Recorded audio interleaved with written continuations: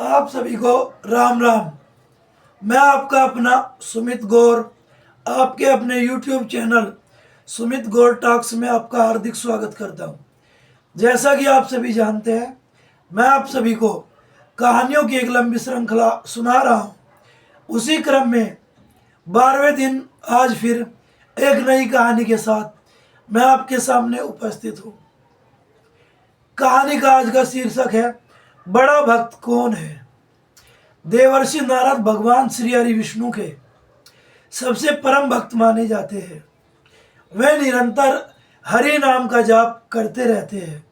त्रिलोक में भ्रमण करते करते भी वे हरि नाम का जाप करते रहते हैं। नारायण नारायण नारायण। एक बार उनके मन में अभिमान जाग गया और वे सोचने लगे, क्या इस संसार में मुझसे भी बड़ा कोई भगवान का भक्त है।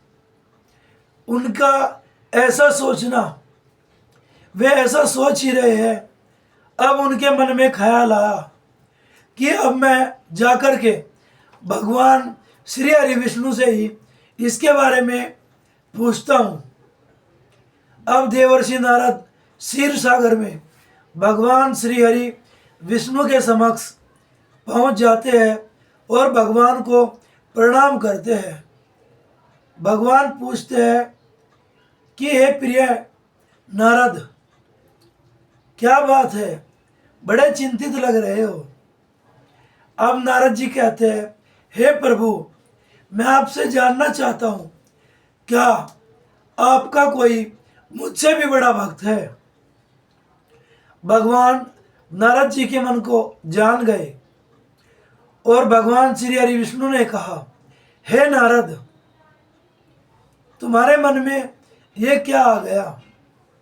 मेरे तो अनेकों भक्त हैं जो तुमसे भी बहुत बड़े भक्त हैं। अब नारद जी भगवान श्री हरि जी विष्णु की बात सुनकर कहने लगे, हे प्रभु, मैं नहीं मानता।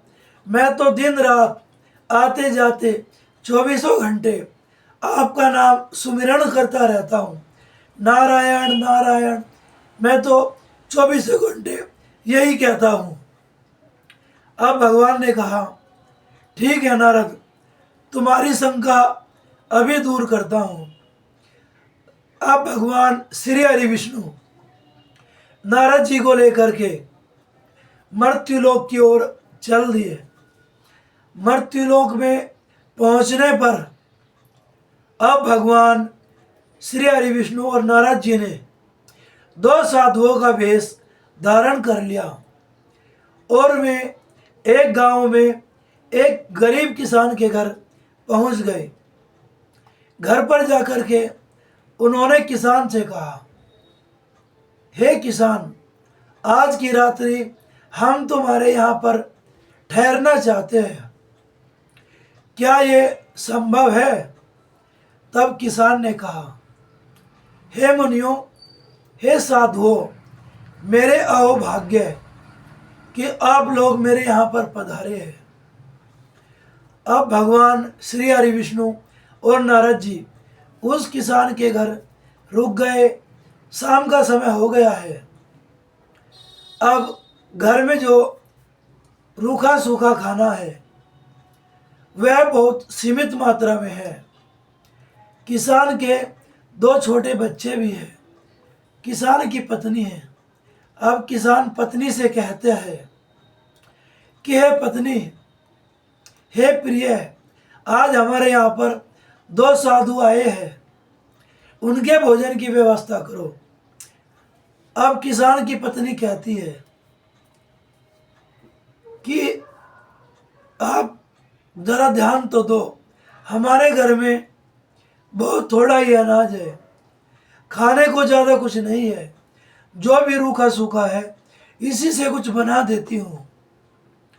अब किसान की पत्नी ने उससे जो भी घर में राशन था उससे रूखा सूखा भोजन बनाया और जाकर के दोनों साधुओं को परोस दिया। अब घर में इतना ही भोजन था कि या तो दोनों साधु खा पाए या परिवार खा पाए। अब किसान ने कहा, साधु अतिथि होता है और अतिथि का सम्मान करना चाहिए। अब साधुओं ने बड़े प्रेम से भोजन किया। अब किसान के बच्चे कहने लगे कि पिताजी, हमें भी थोड़ा भोजन दो। अब किसान ने बच्चों को समझाया कि बच्चों, घर में अगर कोई अतिथि आ जाए और आप उसे अपने हिस्से का भी भोजन खिला रहे हो तो ये समझ लो कि आप भगवान को भोग लगा रहे हो। बच्चों, आज हमारी स्थिति ऐसी नहीं है, आज घर में इतना राशन नहीं है कि तुम्हें भी खाना खिलाया जा सके। यह पानी पी करके और भगवान का नाम लेकर के सो जाओ। कल खेत में जाता हूँ, कहीं से अन्न की व्यवस्था करता हूँ, कल पेट भर के खा लेना। अपने पिता की ऐसी बातें सुनकर के किसान के बच्चे पानी पीकर और भगवान का नाम लेकर के सो गए। अब नारद जी और भगवान श्री हरि विष्णु किसान को देख रहे हैं। किसान बार बार भगवान को याद करता है, सोते समय भी भगवान को याद कर रहा है। अब जैसे ही किसान सुबह उठा तो नारद जी ने भगवान श्री हरि विष्णु से पूछा कि हे प्रभु, इसने तो पूरे दिन में 2-4 बारी आपका नाम लिया है, आपका नाम सुमिरन किया है, फिर ये आपका बड़ा भक्त कैसे हो गया?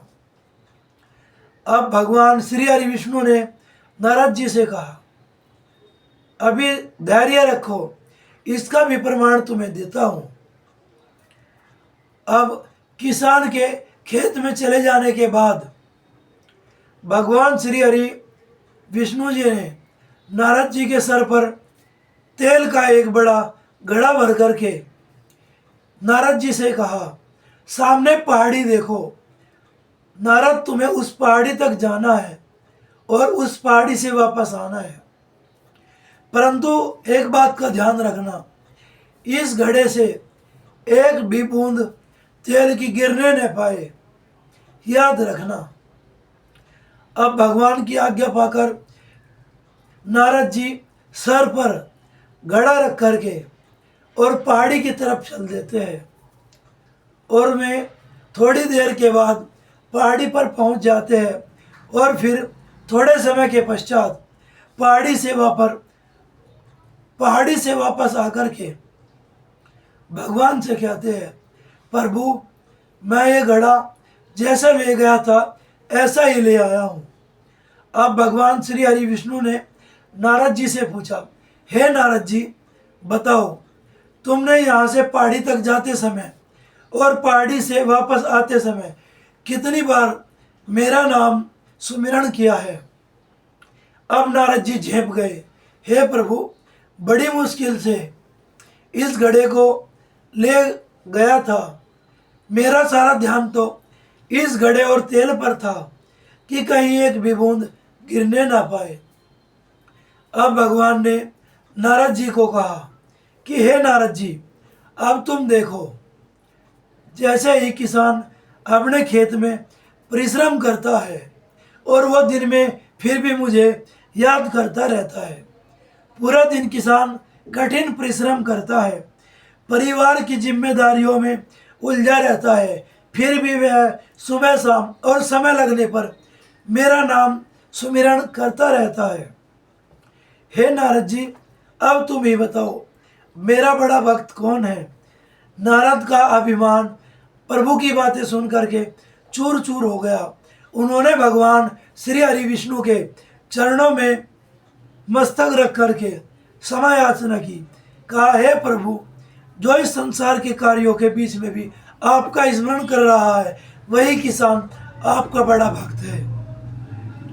तो इस कहानी से हमें शिक्षा मिलती है, सच्चा भक्त वही है जो परिवार के कार्यों को करता हुआ भी, व्यवस्थाओं में व्यस्त रहता हुआ भी भगवान का नाम लेना नहीं भूलता। निरंतर जप और तप करने का नाम ही भक्ति नहीं है, बल्कि जीवन की कठिन परिस्थितियों में भी भगवान का नाम सुमिरन करना ही श्रेष्ठ भक्त की पहचान है।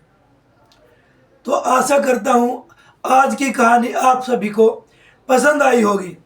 अगर मेरी कहानी आपको पसंद आती है तो कृपया कर चैनल को सब्सक्राइब करें, लाइक करें, कमेंट में भगवान श्री हरि विष्णु का नाम लिखें।